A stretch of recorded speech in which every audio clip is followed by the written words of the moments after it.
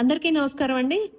రేపు ఫిబ్రవరి 27న జరగబోయే ఉమ్మడి గుంటూరు, ఉమ్మడి కృష్ణా జిల్లాల ప్రత్యర్థి పార్టీకి సంబంధించిన పీడీఎఫ్ అభ్యర్థి అయిన అంటే ప్రోగ్రెసివ్ డెమోక్రటిక్ ఫ్రంట్ పార్టీకి సంబంధించిన లక్ష్మణ్ రావు గారి గురించి నాకు తెలిసి నాకున్న పరిజ్ఞానంలో కొంత నేను ఇక్కడ చెప్పాలనుకుంటున్నానండి ఈ వీడియోలో. ఎందుకంటే ప్రజలు తెలుసుకోవాల్సిన క్షణం ఆసన్నమైందని నేను భావిస్తున్నాను. దాన్ని నాకు తెలిసిన విషయాన్ని 10 మందికి పంచాలన్న ఉద్దేశంతోనే నేను ఈ వీడియో చేయడం జరుగుతుంది.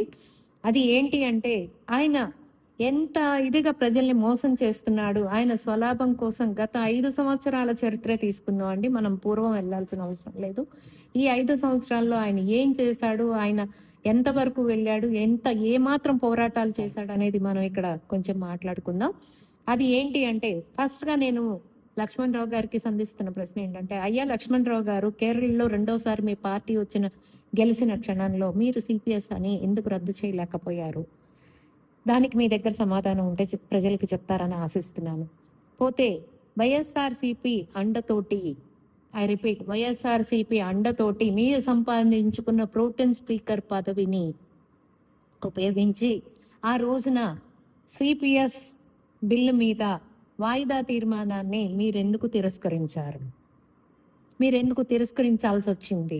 మీరు ఉపాధ్యాయుల తరపున అంటున్నారు కదా, ఎందుకు నిలబడలేకపోతున్నారు? ఇంకొకటి ఏంటంటే, ఇది మరీ ఘోరాతి ఘోరం అండి. ఈయన పార్టీలకు అతీతంగా ఎంత స్వార్థపరుడు అనేది నిరూపించడానికి చెప్పే పాయింట్ ఏంటంటే, నిండు సభలో ఒక వైసీపీ ఎమ్మెల్యే మల్లాది విష్ణు అనే అతన్ని ఎవరైతే గ్రాడ్యుయేట్ ఎమ్మెల్సీలు ఉన్నారో వాళ్ళని సభాముఖంగా అవమానపరుస్తుంటే ఇంకొక గ్రాడ్యుయేట్ ఎమ్మెల్సీ గారు ఖండిస్తున్న క్షణంలో ఆయన్ని కూడా ఈయన ఇలా చేయి తట్టి మౌనంగా ఉండండి అని చెప్పిన సందర్భం మనం వీడియో రూపంగా కూడా చూసాం. అది ఎందుకు జరిగింది?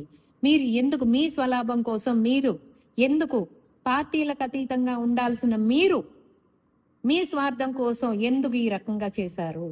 పోతే మండలిలో జిపిఎస్ బిల్లును పెట్టినప్పుడు సమర్థించాల్సిన మీరు ఆ తీర్మానానికి ఎందుకు హాజరు కాలేకపోయారు? ఎందుకు సపోర్ట్ చేయాల్సి వస్తుందని మానేశారా? దేనికో మీరు సెలవిస్తారని నేను వెయిట్ చేస్తున్నాను. పోతే ఇంకొకటి ఏంటంటే, మీ పీడిఎఫ్ ఎమ్మెల్యేలకి ఉన్న తిరుపతి సిఫార్సు లెటర్లని దాన్ని ఒక కుంభకోణంగా మార్చిన దాని మీద మీరు ఏదన్నా వివరణ ఇవ్వగలరా? ఏ రోజన్నా మీరు వివరణ ఇచ్చారా? ఇచ్చే ఉద్దేశం మీకు ఏదైనా ఉందా? ఇంకొకటి, ఇది మరీ దారుణం అండి.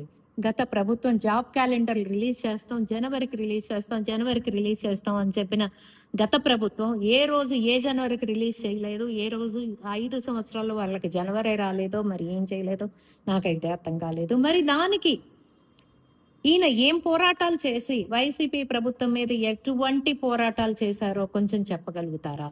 జాబ్ క్యాలెండర్, నిరుద్యోగులు ఎదురు చూస్తున్న జాబ్ క్యాలెండర్ ని రిలీజ్ చేయని ఆ గత ప్రభుత్వం మీద ఎందుకని ఒత్తిడి తీసుకురాలేకపోయారు? ఎందుకు పోరాడలేకపోయారు? ఎందుకంటే నన్ను చెప్పమంటారా, పబ్లిక్ అకౌంట్ కమిటీలో సభ్యుడిగా పదవి కోసం మీరు జగన్మోహన్ రెడ్డి కాళ్ళు పట్టుకోవటానికి కూడా కొంచెం కూడా సిగ్గుపడకుండా కాళ్ళు పట్టుకున్న మీరు ఇంక పోరాటాలు ఎక్కడ చేస్తారు? చేయలేరని అది నాకు బాగా తెలుసు.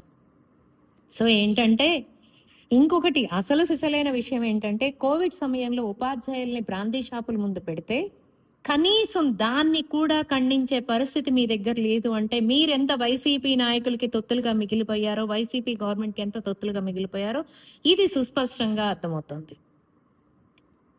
ఫీజు రియంబర్స్మెంట్ వదలలేదు, అయినా మీరు దాని గురించి మాట్లాడలేదు. నిరుద్యోగులకి జాబ్ క్యాలెండర్స్ రిలీజ్ చేయలేదు, అయినా మీరు మాట్లాడలేదు. మీ స్కాములు మీరు చేశారు. ఎందుకు? ఎందుకంటే మీ పదవుల కోసమా? మీరు ఇంకా ప్రజల కోసం మీరు పాకలాడింది ఎక్కడ? ఇంకా మీకు ఉపాధ్యాయులు, మీకు గ్రాడ్యుయేట్స్, మీకు నిరుద్యోగులు ఎందుకు ఓటు వేయాలో మీరు ఒక పాయింట్ మీరు చెప్పగలరా లక్ష్మణ్ రావు గారు? ఇంత చేస్తున్న మీకు అసలు ఎందుకు మీకు ఓటేసి గెలిపించాలి? నేనైతే ఖచ్చితంగా మీకు ఓటైను. ఖచ్చితంగా చెప్తున్నా, నేనైతే మీకు ప్రథమ ప్రయారిటీ ఓటు వేసి మిమ్మల్ని గెలిపించమని ఏ మొహం పెట్టుకుని మీరు ప్రజలను అడుగుతున్నారో ప్రజలందరూ తెలుసుకోవాలని మనస్ఫూర్తిగా కోరుకుంటూ మన అందరి అభిమాన నాయకుడైన ఆలపాటి రాజేంద్ర ప్రసాద్ గారు ఒక సీనియర్ న్యాయవాది, ఒక మాజీ మంత్రి, ఎమ్మెల్యేగా చేసిన ఒక సమర్థవంతమైన నాయకుడిని మనం ఎన్నుకోవాలని గ్రాడ్యుయేట్ అందరినీ వేడుకుంటూ సెలవు తీసుకుంటున్నాను.